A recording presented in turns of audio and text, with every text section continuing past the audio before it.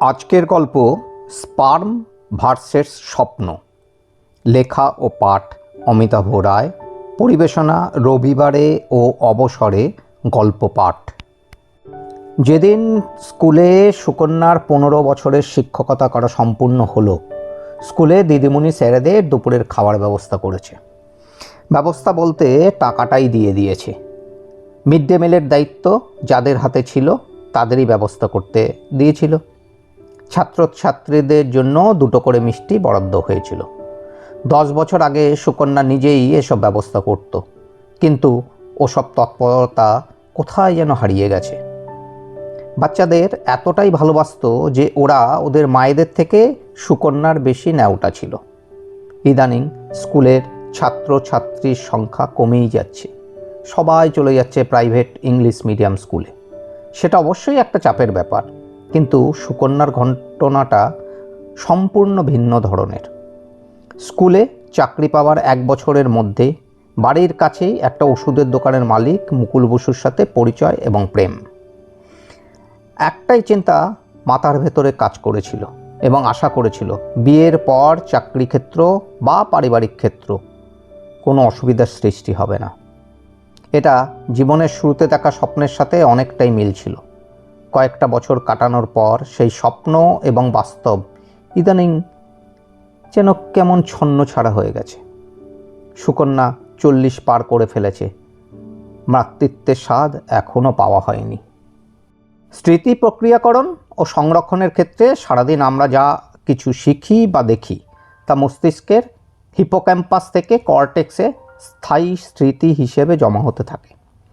ঘুমের সময় মস্তিষ্ক এই তথ্যগুলোকে প্রসেস করে এবং অপ্রয়োজনীয় তথ্য মুছে ফেলে। মনোবিজ্ঞানীদের মতে স্বপ্ন হলো অবচেতন মনের একটি মাধ্যম। আমাদের মনের লুকোনো ইচ্ছা, ভয় এবং দিনের বেলার অমীমাংসিত চিন্তাগুলো স্বপ্নের মাধ্যমে প্রতিফলিত হয়। এটি মানসিক ভারসাম্য বজায় রাখতে সাহায্য করে। এমনকি অনেক সময় কঠিন কোনো সমস্যার সমাধান মানুষ ঘুমের ঘোরে বা স্বপ্নের মাধ্যমে পেয়ে যায়। ঘুমন্ত অবস্থায় মস্তিষ্ক ভিন্ন কোনো দৃষ্টিভঙ্গি থেকে সমস্যাটি বিশ্লেষণ করার সুযোগ পায়। সুকন্যা এই ধারণায় একদমই বিশ্বাসী নয়, কারণ বাস্তব জীবনে এমন ঘটনা ঘটেইনি। এমন কিছু কাকতালীয় ঘটনার ওপরেও কতই না স্বপ্ন দেখে। ভোরের স্বপ্ন সত্যি হওয়ার বিষয়টি নিয়ে সুকন্যা পুরোপুরি নিশ্চিত নয়, তবে এর বৈজ্ঞানিক ও আধ্যাত্মিক উভয় দৃষ্টিভঙ্গিই রয়েছে। বৈজ্ঞানিক মতে ভোরের স্বপ্ন মূলত ঘুমের শেষ পর্যায়ে রেম সাইকেলে আসে। এই সময় মস্তিষ্ক খুব সক্রিয় থাকে এবং স্বপ্নগুলো অত্যন্ত স্পষ্ট হয়। অনেকেই বিশ্বাস করেন ভোর রাতে দেখা স্বপ্ন মিলে যায়, কিন্তু বিজ্ঞানীরা একে কেবল অবচেতন মনের কার্যকলাপ ও কাকতালীয় ঘটনা বলেই মনে করেন। ইসলাম ধর্মমতে বিভিন্ন হাদিস অনুসারে ভোর রাতের স্বপ্ন সত্য হওয়ার সম্ভাবনা অনেক বেশি থাকে। হিন্দু জ্যোতিষশাস্ত্র মতে ব্রহ্ম মুহূর্তে অর্থাৎ ভোর 3টে থেকে 5টার মধ্যে দেখা স্বপ্ন অনেক সময় অদূর ভবিষ্যতের পূর্বাভাস দেয়। এক্ষেত্রে ভগবানের প্রতিমূর্তি দর্শন, জলপূর্ণ পাত্র বা সোনা রূপো দেখা অত্যন্ত শুভ বলে মনে করা হয়। সুতরাং কিছু স্বপ্ন বাস্তব জীবনের ঘটনার সাথে মিলে গেলেও সব ভোরের স্বপ্নই সত্যি হয় এমন কোনো বৈজ্ঞানিক ভিত্তি নেই। সুকন্যা অষ্টদশীর দিনগুলো অনেক দিন আগেই পার করে এসেছে। 25-এর জন্মদিনের ভোর রাতে এক প্রেমিকের চেহারা স্বপ্নে দেখতে পেল। বিস্ময়করভাবে বাবার দৈনন্দিন ওষুধ আনতে গিয়ে দোকানের মালিক মুকুলবাবুর সাথে আলাপ। ওই ওষুধ দোকানে ছিল কিনা আজও সুকন্যার জানা নেই। মুকুল হয়তো ওই অজুহাতেই বাড়িতে ওষুধ দিতে এসেছিল। এমন নম্র সুদর্শন ছেলে দেখে বাবা মা মোহিত। সেই শুরু। সুকন্যা আর মুকুলের প্রেম কাহিনী নিজের শহর থেকে বন্ধুবান্ধব, আত্মীয় স্বজন বা পরিচিত জনের মধ্যে ছড়িয়ে পড়ল। সেই সময় সুকন্যা স্কুলের দিদিমণির চাকরিটা করছে। মুকুলের ওষুধের দোকানটাও আরও ভালো চলতে লাগলো। ও বিজ্ঞানের খুব ভালো ছাত্র, কাজেই ওষুধের কার্যপদ্ধতি খুব সহজেই জেনেছিল। ওদের যোগাযোগটা নিজেদের উন্নতির ভাগ্য ফিরিয়েছে, এই বিশ্বাসটা ওদের দুজনেরই মনে বদ্ধমূল ছিল। সুকন্যার বাবা মাও এই বিশ্বাসেই সহমত পোষণ করতেন, কিন্তু অল্প বয়সেই বাবা মাকে হারিয়েছে বলে মুকুলকে নিজের কাছেই ব্যাপারটার একাই ব্যাখ্যা করতে হয়েছে। এরপর বিয়ে হয়েছে, দুজনে ঘুমিয়ে লাখো স্বপ্ন দেখেছে আর তার কথা দিনের বেলায় নিজেদের মধ্যে আলোচনা করেছে। এমনকি ভোরের স্বপ্নেও নিজেদের উত্তর প্রজন্মের ছবি দেখে অপত্য স্নেহ অনুভব করত। তারপর 15 বছর কেটে গেছে, নিজেদের সন্তান হওয়ার আশা প্রায় শেষের দিকে।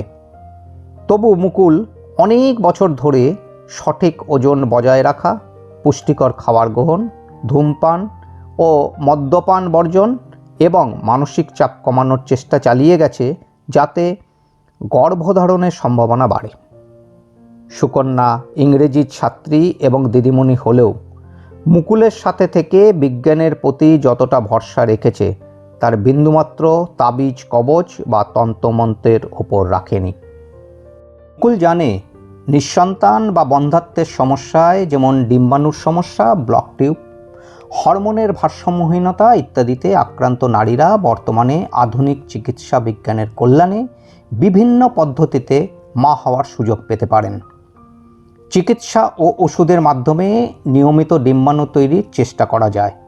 এছাড়া সহকারী প্রযোজন প্রযুক্তি, IVF, laser assisted hatching, surrogacy পদ্ধতি, ল্যাপারোস্কোপির মাধ্যমে তা দূর করা যায়। সর্বোপরি চিকিৎসা পদ্ধতি কাজ না করলে বা ভিন্ন কোনো কারণে যদি জৈবিক সন্তান না হয়, তবে আইনিভাবে শিশু দত্তক নিয়ে অভিভাবক হওয়ার সুযোগ রয়েছে। তবু সুকন্যা স্কুলে ছাত্রছাত্রীদের সন্তান স্নেহ বিলোনোর একটা সুযোগ পায়, কিন্তু মুকুলবাবু একা একাই এই দুঃখ বয়ে বেড়ান। বই প্রকাশে তার এতটুকু আছে নেই। যখন সন্তান ধারণের ইচ্ছা হয়েছে, তখন কয়েকটা বছর ধরে সফল হতে না পেরে দুজনে আলাদাভাবে নিজেদের অপারগ ভেবেছে। বিভিন্ন জনের কথায় বিভিন্ন ডাক্তারের শরণাপন্ন হয়েছে, কিন্তু অসফল হলেও দত্তক সন্তান নিতে দুজনেই নারাজ। স্কুলের দুস্থ বাচ্চাদের পেছনে কতই পয়সা না খরচ করেছে, ঠাকুর ঘরের সময় দেওয়াটা আস্তে আস্তে বেড়েছে, তবুও আশাহীন হয়নি। রাতের হাজারো স্বপ্ন বা ভোরের স্বপ্নে বারবার মা বা বাবা হয়েছেন দুজনে। একদিন মুকুলবাবু ওষুধের দোকানে বসা একজন ডাক্তারবাবুর কাছ থেকে খবর পেলেন আমেরিকা থেকে একজন মাঝবয়সী ডাক্তারবাবু এদেশে ফেরত এসেছেন। উনি গত 6 মাসে সাধারণ অস্ত্রোপচারের মাধ্যমে অনেককেই মা হওয়ার সুযোগ করে দিয়েছেন। এই সুযোগে মুকুলবাবু সুকন্যাকে ওই ডাক্তারবাবুকে দিয়ে পরীক্ষা করালে উনি একটা অপারেশন করে দিলেন। স্পার্ম বা শুক্রাণু দ্বারা ডিম্বাণু নিষিক্তকরণ হলো একটি জটিল জৈবিক প্রক্রিয়া, যা সাধারণত ডিম্বস্ফোটনের পর ফ্যালোপিয়ান টিউবে ঘটে। মিলনের পর লক্ষ লক্ষ শুক্রাণুর মধ্যে সাধারণত কেবল একটি ডিম্বাণুর বাইরে থাকা প্রতিরক্ষামূলক স্তর ভেদ করে ভেতরে প্রবেশ করে এবং ডিম্বাণুর নিউক্লিয়াসের সাথে মিলিত হয়ে জাইগোট তৈরি করে। নির্দিষ্ট সময় পর প্রেগন্যান্সি কিটের মাধ্যমে টেস্ট করা শুরু হলো।